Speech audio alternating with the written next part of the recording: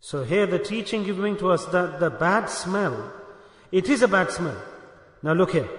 What is it? It's a bad smell. It can come from a person, his body. You know the Saim who's keeping the fast. Like all of us here are Saim. We are fasting. Obviously the fast, while you're fasting, then the bad breath can develop from the mouth. The smell comes. What is that? There's gas that develops in the stomach. You haven't eaten for a while. Obviously you've eaten earlier in the day, in the morning you haven't drank water. And even if you rinse your mouth, but it's the smell that comes from the stomach. Natural. It's not related to your mouth. Even though you maybe have rinsed and washed your mouth, but the smell comes from the stomach. When you're speaking, then you'll feel that there's a smell coming from the mouth. Yeah, from the fasting person it comes. It's a bad smell, you could say. So obviously a bad smell is a bad smell. It doesn't smell nice. Then do you feel, for example, you'll stand far from that person and speak to him. You won't go near to him because you can smell.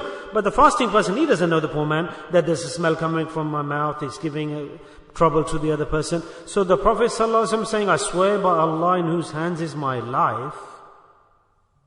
As Abu Hurairah radiallahu anhu is stating here, narrating this hadith, that Allah subhanahu wa ta'ala, that the fasting person who has kept the fast, the mouth, the smell that emanates from his mouth,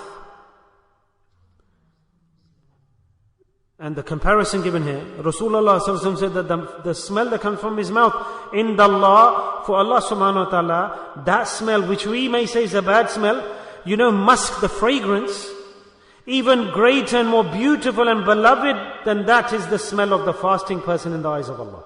More beautiful than musk. More fragrant than musk. Tell me, it's still a bad smell. No doubt. But Allah, Rabb, what does He say? That we maybe think it's a bad smell, it's coming from His mouth. Obviously it should, because that's our habit, nature. But to Allah subhanahu wa ta'ala, the fasting person, the smell, the bad smell you could say, that's coming from His mouth, that doesn't smell nice and we don't like it. Rather the example has been given. The example of what? Of musk is being given here. Misk. So here we should hear now the point that there are different types of fragrance. But the most nice fragrance, which is given the terminology musk, and especially this is very famous in the Arab region, Middle East, the musk fragrance. If you can get a nice one, subhanallah, then if you apply that and you see other people who enjoy, the person who stood with you, next to you in salah, and if you spend £50 on it, just for this intention that I will give reward to the other person whilst I'm praying, and you'll fulfill this sunnah as well. Yeah? So these are all great deeds, good deeds. Especially in Ramadan, if you do this sunnah action, apply good fragrance, nice fragrance, buy it, maybe if it's a bit more expensive, and apply it to you. And the Prophet ﷺ has given us example that we learn there's no greater fragrance than this. If Allah likes something, then there's no greater fragrance than that then. If Allah likes it. Yes, there can be no greater choice or selection than Allah's preference. So what we learn here is the musk, the misk. Fragrance is beautiful, very nice smelling. Fragrance, scent, perfume. And Allah says, greater, better than the smell of musk. What do I like? The smell, the bad smell from the mouth of the fasting person. Not every person. That person who's kept the fast, Allah says, I love the smell from that person's mouth. Do you understand the point a little bit here, what we're discussing? Why does the mother like the smell of the excrement of the child? She smells it. She don't feel the bad smell. Because she has so much love for her child that the smell has changed to a nice smell for her. So when an individual keeps the fast, man or woman, Allah subhanahu wa ta'ala likes that person, that servant, that believer of his, so beloved becomes that belief in the eyes of Allah, that smell in the mouth of that person doesn't stays a bad smell for Allah. Do you understand what I'm saying? So what we taught here, what's the hint here? What's the direction? My breath, my hands, my legs, my arm, my eyesight, my vision, my looking, my ears, everything my body will do until the evening. As long as I've got the fast, Allah, I will do those actions that are in accordance to your liking and preference and choice. Whoever does this completely, he is called the fasting person. That's the definition of the fasting person. All the rest is drama, hunger. I kept the fast with this, seri, paranta, boiled eggs, fried eggs, ibadah, worship. No. Allah says the real definition is that he who follows my orders and he kept the fast during the day according to my instructions, that individual is defined as the fasting person. For this reason, that person is beloved to Allah because he or she, for a few hours, few moments, adjusted their lifestyle and handed it over to Allah. Understand the message I'm giving here? Understand the lesson here? So those few hours, that day, the individual, you could say his bad actions, Allah subhanahu wa ta'ala delayed them.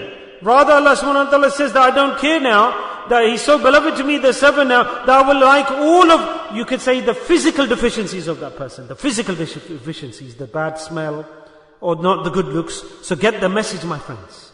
Let's not waste time. Very valuable time we're passing through. And we'll realize this in the grave tomorrow. So everything, don't make it a routine. Tell me, what? But why are you running a business? Why are you giving your all? For my children. Why are you doing this? For my children. Why are you giving your whole life? Children, children, children. My friend, is this all our life story? The story doesn't end. Just children, family, the whole life passes. And just this one excuse, children, children, family, family. Have you thought about your relationship between you and Allah? Allah, He's given you children. He'll bring up your children and He'll look after them.